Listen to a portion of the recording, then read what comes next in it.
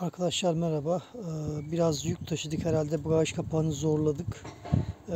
Bundan mütakip logoya bastığımız zaman bagaj kapağı açılmıyor.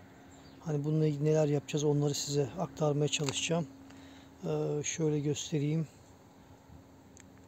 Basıyoruz, herhangi bir tepki yok. Bakın şöyle sesi, bir röle çekme sesi var ama kapak yukarı gelmiyor. Büyük bir ihtimal mekanik kısımda bir problem var. Şimdi bu sorunun nasıl giderileceğini, bagaj kapağında ne tip problemler olacağını sizlere anlatacağız arkadaşlar. Bir sonraki bölümde. Evet arkadaşlar, bagaj kapağı, tam burada bir tane ışık tutarak böyle beyaz bir dil gördüm. Tahminimce bu dil, şöyle gösterebilsem, içine şöyle ince bir tornavida sokarak arkadaşlar, şöyle bakın, şurada bir sesi duyuyorsanız bir yaylanma mekanizması var. Şu yaylanma mekanizmasını ittirip bagajı şöyle ittiriyorum ve açılıyor arkadaşlar. Evet. Gördüğünüz üzere bakın şurada büyük bir ihtimal bir yay mekanizması burada zorlanmış gitmiş. Buna bakacağız arkadaşlar. Evet arkadaşlar, M8 bu 12 köşeli olması lazım. Bununla açtık arkadaşlar vidayı. Şöyle göstereyim.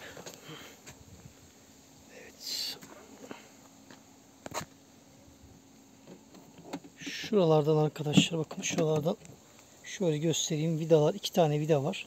Rahatlıkla anahtar giriyor. Şu gördüğünüz, bakın şu gördüğünüz oynayan mekanizmayı alıp arkasında bir fiş var. O fişi çekin arkadaşlar. Ben bunları size yavaş yavaş anlatacağım. Arkadaşlar şöyle bir mekanizma. Gördüğünüz üzere şurada bir dişi yuvası var. Arkadan fiş geliyor. Onu sökmeyi unutmayın. Şöyle gördüğünüz gibi iki tane M8 vidadan oluşuyor. Şöyle göstereyim arkadaşlar.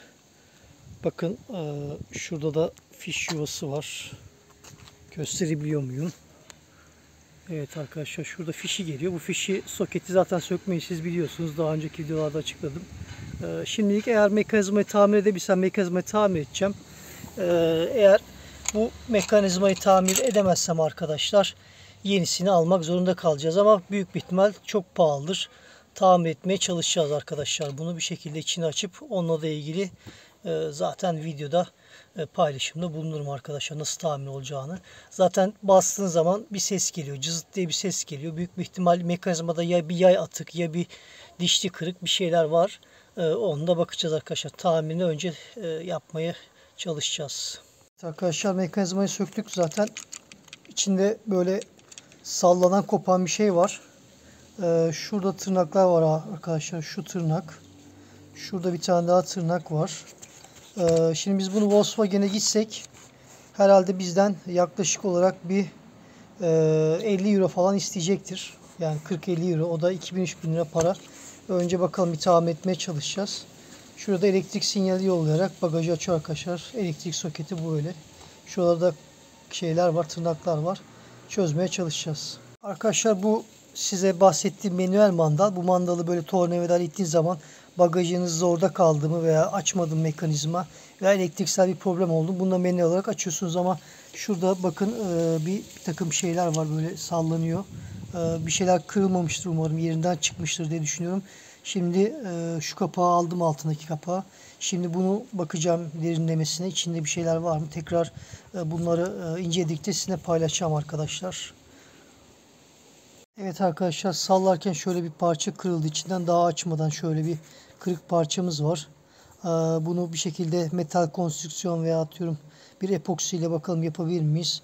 Ona bakacağız. İçini açmaya devam edeceğiz arkadaşlar. Kötü haber geldi. Böyle bir kırık parçamız var. Arkadaşlar şu metali ve şu metali karga burun ve pense vasıtasıyla düzeltiyorsunuz ve bir plastik geliyor. Zaten içinde bir motor mekanizması var.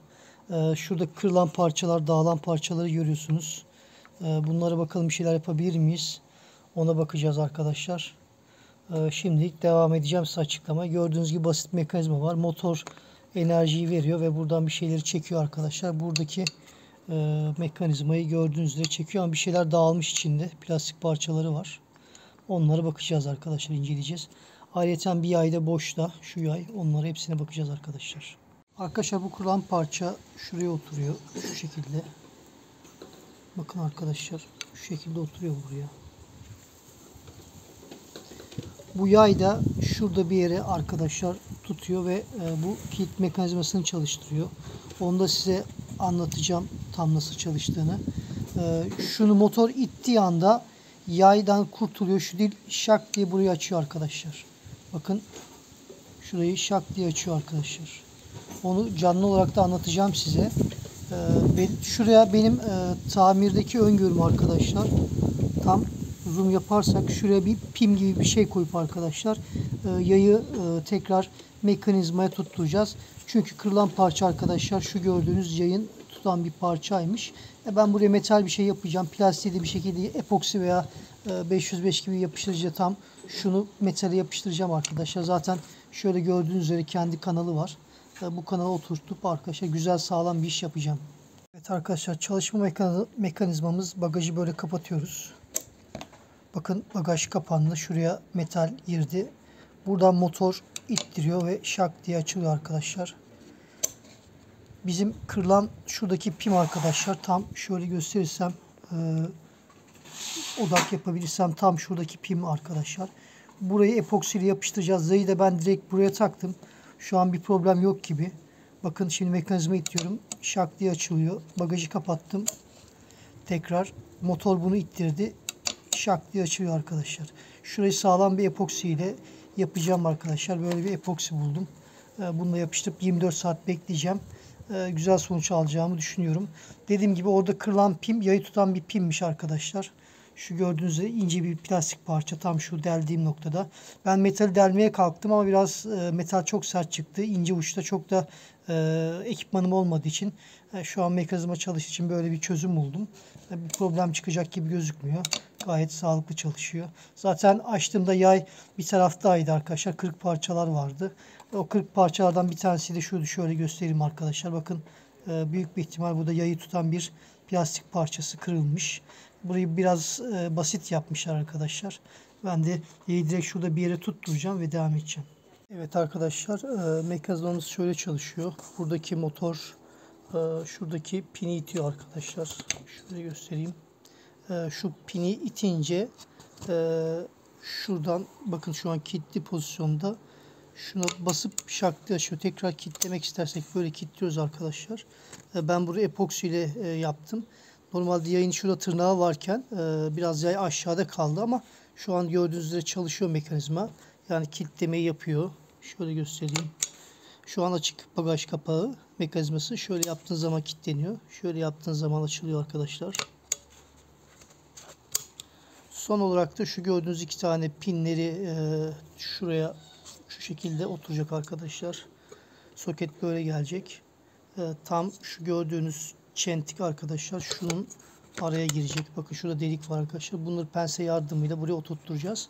Bir önemli husustan da bahsedeceğim. Şurada switch var. Bu switch açıp kapalı olduğunu anlayan switch arkadaşlar. Bakın şurada çıt çıt bir tane switchle motor kilit mekanizmasında kurtulduğunu biliyor. Sisteme bu şekilde voltajı vererek motoru durduruyor arkadaşlar. Şöyle göstereyim. Bakın böyle ittiriyor. Şu beyaz şey, şu beyaz mekanizma, şu gördüğünüz mandalı ittirerek şık diye kilidi açıyor arkadaşlar. Ben gerekli yerlere greisleri sürdüm. Buraya. Bir de tam şuraya biraz greis sürdüm. Hareketli yerleri. Şimdi toparlamaya geçeceğiz arkadaşlar. Arkadaşlar bunları dediğim gibi şu şekilde çentikle geçecek şekilde ben bunları eğdim bir güzel. Şu mandal zaten ne işe yaradı biliyorsunuz. Eğer bagajınızda bir problem olduğu zaman bunu manuel o delikten sokup ince bir şeyle ittikten sonra bakın mekanizma açıyor arkadaşlar. Burada mesela bagajda bir problem oldu. Elektriksel bir problem oldu. Bununla açabiliyorsunuz bagajınızı manuel olarak arkadaşlar. Bunda şu beyaz şeyden de bahsetmiş oldum. Son olarak alt plastik muhafaza kapağını da kapattık arkadaşlar. Şuralara iki tane çentiye oturuyor. Bu daha sonra bagajın oradaki yuvaya giriyor. İki tane zaten vidası var arkadaşlar. M8 diye geçiyor. Bunları vidalayıp işlemi sonlandıracağız. Evet arkadaşlar, burada gördüğünüz fişini takmayı unutmayın. Ben şimdi yarım olarak taktım. Şimdi bakacağım arkadaşlar. Şu an kilitli pozisyonda. Hemen basıyorum arkadaşlar. Evet, şak diye açtı arkadaşlar. Tekrar kilitliyorum. Tekrar yukarıdan basıyorum. Bakın arkadaşlar, mekanizma çalıştı. Şimdi montajına geçeceğim. Evet arkadaşlar, bakın açıyorum. Kapatıyorum. Açıyorum. Bakın gelmiyor. Tekrar açıyorum. Mekanizma tamiri gayet başarılı oldu. Nereden baksanız orijinal 30-40 euro ücret alırlar. Biz sadece 30 lira gibi bir maliyeti bunu hallettik. Yani lütfen kanalımıza abone olun. Bu tip yararlı bilgiler gelecek. Sizden herhangi bir ücret alınmıyor. Sadece abone olmamız yeni videolar için bizlere bir kaynak olacak arkadaşlar. Sağlıcakla kalın, sıhhatli kalın arkadaşlar.